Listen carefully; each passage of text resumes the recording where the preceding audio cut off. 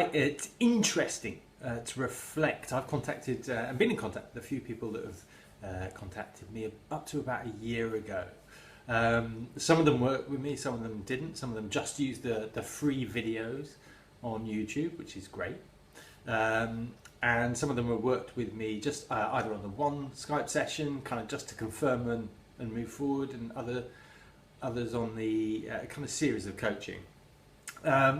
One lady contacted me just to say thank you very much for the videos. It kept her going over the last year through a tough period.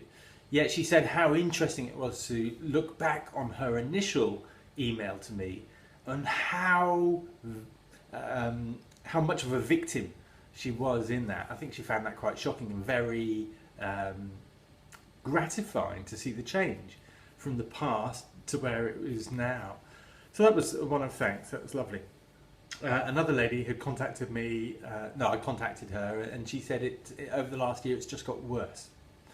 And you might have seen some of my videos, which confirms that will be the case. If you do nothing, it'll incrementally increase over time. The abuser will do more, or have to do more, in order to get the same gratification, the same pleasure from the situation.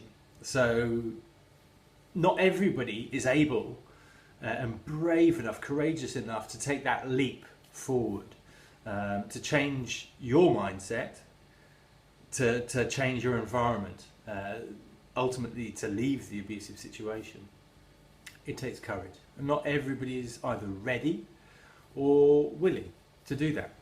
So I've had that confirmed from a couple of people, not that I've worked with, but that have just used the free resource of the videos, and perhaps contacted me, usually just to say, is this really abuse? In which case it's easy to confirm just from a brief story, brief outline.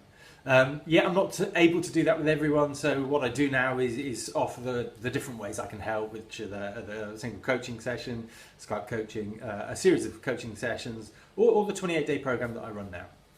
So those are, first off and foremost, all the different videos that I put up here as a free resource to you. Another couple of ladies that I spoke to that I have worked with over a year ago have both transformed themselves and definitely moved away from that victim mentality to have balanced self-esteem.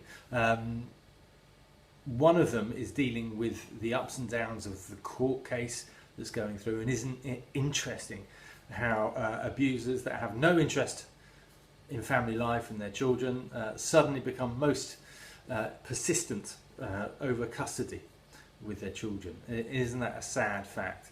That abusers will use anything at their means to get to you, to hurt you, and in this case it's through the children. But she's doing very well. She sees it that it's just a manoeuvre from an abuser, and ultimately the court are going to see it. She didn't want to go to the police because she was feeling a bit unsafe at one stage. I encouraged her to do that, and she's very glad that she did, because it fits in well with the court case, and it's one of the strings that you can use, and I'm very, very much encouraged to use, as the law has changed to include psychological and emotional abuse. So proving it is a different thing, of course, but so that lady is no longer a victim, and her life has transformed. She has transformed. It's been wonderful to see the transformation, as it is with the other lady, that she is no more a victim. And it's really interesting for you to be able to reflect, if you've been on this journey, to look back and see what your language was like, what your emails were like about a year ago, because it's vastly, vastly different from being a victim to having a position of self-esteem, balanced self-esteem. It's a wonderful thing sometimes to reflect back for yourself and see how far you've come.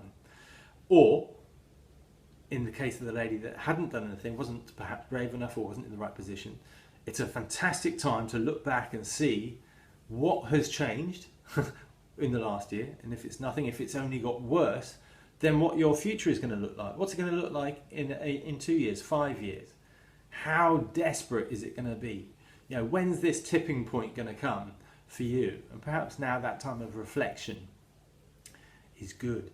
That it's going to give you that certainty that you need to open up your mind, do the work on yourself, balance your self-esteem so you're no longer a victim, and that you can have balanced self-esteem. Obviously, there are lots of videos here to help you do that. There's lots and lots of different ways you can do it. And I thoroughly encourage you to do it. Obviously, I can work with you, but I thoroughly encourage you to do that work, because you will transform your life. And you might not believe it. You might have these blinkers that you've carried around with you for years. And working with a lady actually just recently, she had the first of 5 sessions with me. I could see a great change in that, which was lovely. And she had the second session just 4 days later. She had an appetite to go quicker.